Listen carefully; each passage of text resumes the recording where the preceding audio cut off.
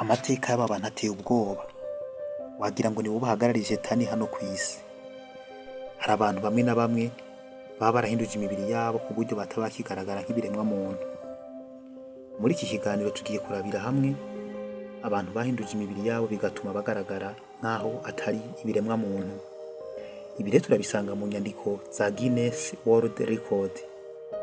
Ku bantu batazi Guinness World Record, iki ni ikigo mpuzamahanga kijejwe kwegeranya no gukusanya uduhigo twagiye tuba buri mwaka, maze aho iki ari kimwe mu bitabo bishakishwa mu bitabo byose biba byasohotse buri mwaka.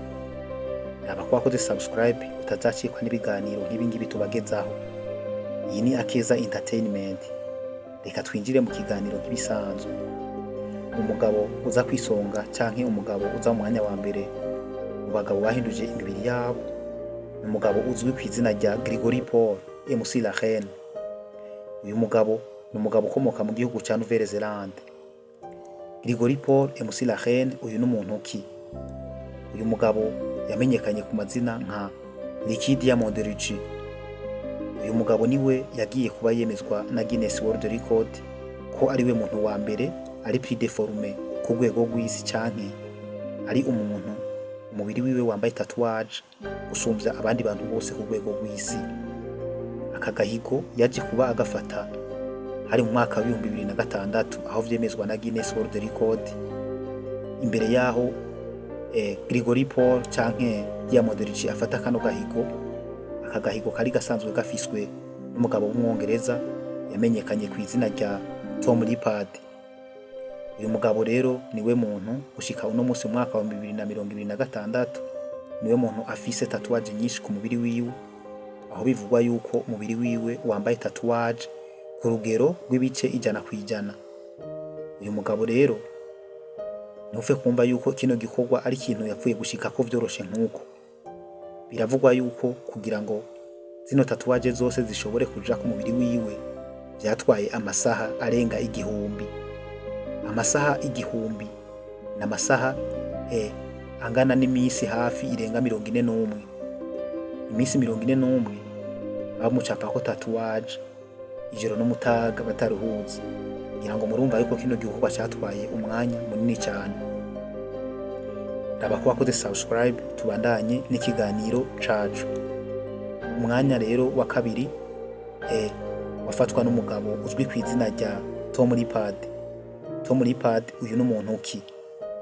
Imbere yuko Tom Lippard yakwa kano gahigo ko kuba ari we mugabo ari we yambaye tatouage nyinshi ku mubiri wiwe, aka gahigo reka kaza gufatwa n'uyu mugabo Ricky Diamond Ricci twavuze mu mwanya wa mbere. Rero uyu mugabo Tom Lippard niwe novuga yuko ari we mugabo yoba yarari mu kibanza ca kabiri cy'umugabo ari we yambaye tatouage nyinshi ku mubiri wiwe, nkuko tubisanga mu nyandiko za Guinness World Record. Amateka yiwe nayahereye nkuko vyemezwa na Guinness World Record. Uyu mugabo azwi ku izina rya Tom Lippard niwe mugabo uza mu mwanya wa kabiri mu bagabo bafise tatouage nyinshi ku mubiri wabo. Uyu mugabo rero amazina yiwe yiswe n'abavyeyi, yavutse yitwa Thomas Woodridge. Uyu mugabo yavugiye mu gihugu cy'Ubwongereza hari mu mwaka w'1935. Amateka yiwe ntasanzwe kuko biravugwa yuko uyu mugabo yabaye mu gisirikare cy'Ubwongereza Army British. Uyu mugabo rero yabaye mu ico gisirikare cy'Ubwongereza imyaka isaga 28. Inyuma yo kuva mu gisirikare, uyu mugabo yahisemo gushaka ikindi kintu camuha amafaranga yo kwibeshaho kwa gashahara kari gahagaze. Niko yiyumvira rero kwishira ko tatouage ku mubiri wiwe, ariko icyumviro ciwe ni kwari kugira ngo ngabeze umubiri wiwe, ahubwo yashyize ko tatouage ku mubiri wiwe ahiga ikintu cotuma yinjiza amafaranga. Niko gusa hitamo rero amabara y'ingwe bayishira ku mubiri wiwe, buzuza umubiri wiwe wose.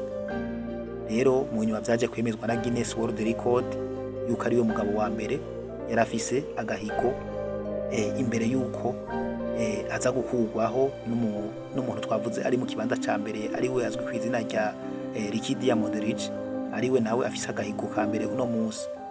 uyu mutama rero yaje gupfa afiriye muri za nzu zitaho abantu bari mu zabukuru. Rero uyu mugabo amateka yiwe nuko yabaye mu gisirikare cy'Ubwongereza, hama amaze kuva mu gisirikare cy'Ubwongereza aza kwishirako tatouage, ari naho yaje kuba afata agahigo k'umuntu wa mbere ari afise tatouage nyinshi ku mubiri wiwe ico gihe. Inyuma rero yo kwitaba Imana yamaze imyaka myinshi ata muntu n'umwe arafata ku gahigo.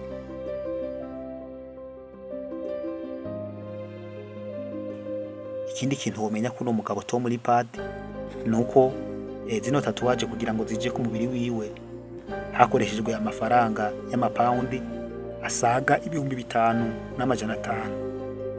Reka tubandanye ikiganiro cacu nk'ibisanzwe. Imbere ko tubandanye iki kiganiro, raba ko wakoze subscribe ubandanye kudushigikira. Tuvuze abantu bahinduje umubiri wabo, nitwogenda tutavuze n'abagore. Tugiye mu bagore bahinduje umubiri wabo, uza mu mwanya wa mbere ni umugore uzwi ku izina rya Esperance Frauenzina. Uyu ni umugore w'umunyamerikakazi yaje kuba yemezwa na Guinness World Record ko ari we mugore wa mbere umubiri wiwe wambaye tatouage nyinshi gusumvya abandi ku isi. Ibi rero vyemejwe mu mwaka wa 2023. Imbere yuko uno mugore afata kano gahigo kari gasanzwe gafiswe n'undi mugore w'icamamare azwi ku izina rya Charlotte Gutenberg. Wakoze kubana nanje miki kiganiro. Ndakwibutse yuko wokora subscribe kugira ngo ubandanye udushigikira. Iyi ni Akeza Entertainment. Wakoze kubana natwe miki kiganiro.